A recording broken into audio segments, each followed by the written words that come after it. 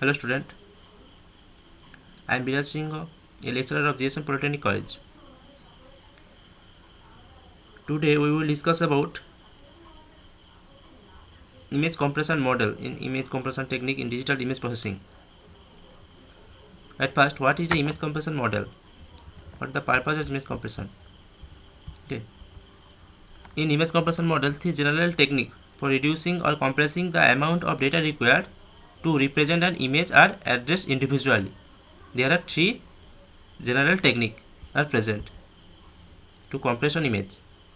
These techniques typically are combined to form practical image compression system. So, let us examine the overall characteristics of such a system and develop a general model to represent it. And here is the model. Here is the model. We draw it. This figure shows that the compression system consists of two distinct structure blocks, an encoder and a decoder. That is, suppose here an image f of xy, and in encoder there have source encoder first, then channel encoder.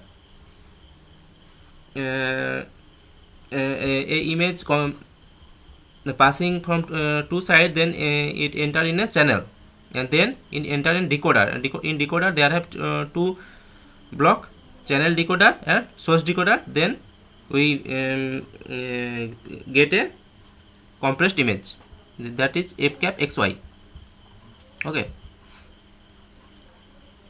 Next, and this picture, just remember it, the diagram or model, just remember it. It will cover all topics later. Okay. In an input image f of xy is fed into the encoder, which creates a set of symbol from the input data. Okay. And after transmission over the channel, the encoder represent is fed to the decoder, where the reconstruction output image f cap xy is generated. Means here, in this position, f cap xy generated. Okay, in decoder. In general, f cap xy may or may not be an exact replica of f xy. May or may not be exact replica. It can be different from original picture. Okay. If the system is not error free or information preserving, some level of distortion is present in the reconstructed image. And both the encoder and decoder shown in previous figure consist of two relatively independent function or sub-block. Two relative independent structure, or that is called sub-block. The encoder is made up of a source encoder which removes input redundancy. First, source encoder removes input redundancy, and a channel encoder which increases the noise immunity of the source encoder's output. At the other end, the decoder includes a channel decoder followed by a source decoder. First, channel decoder that follows by a source decoder. If the channel between the encoder and decoder is noise free, the channel encoder and decoder are omitted, and the general encoder and decoder become the source encoder and decoder respectively. Source encoder and source decoder respectively. And what is the source encoder and decoder? Here you can question that what is the source encoder and decoder. The source encoder is responsible for reducing or eliminating any coding interpixel or physico-visual redundancies in the input image. Means the redundancy in an image, the redundancy is sometimes called source encoder. Okay. Normally, the approach can be modeled by a series of three independent operations. That's figure A. Figure A means this figure. This is figure A. Figure A shows that each operation is designed to reduce one of the three redundancies described. And figure B depicts the corresponding source decoder. Okay. And that is the f of xy mapped quantizer at its encoder side, symbol encoder, and then channel. It is the encoder portion. And next, after channel, your symbol decoder and inverse mapper. Then FCAP XY, that is called decoder. It is decoder side. Okay.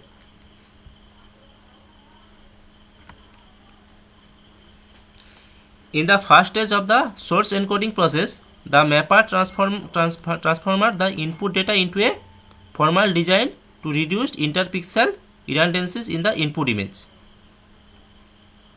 Interpixel redundancies in the input image. This operation is generally irreversible and may or may not reduce directly the amount of data required to represent the image. And after this, that is very important part. What is run length encoding? We will discuss about in later video.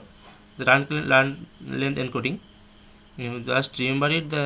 Here run length encoding is an example of a mapping that directly result in data compression in this initial stage. Okay, run length encoding is an example of a mapping that directly result in data compression in the initial stage. Initial stage data compression. Run length encoding is an example. What is the run length encoding? We will discuss in later. Just remember it. This thing. The representation of an image by a section of transform coefficient is an example of the opposite case. A set of transform.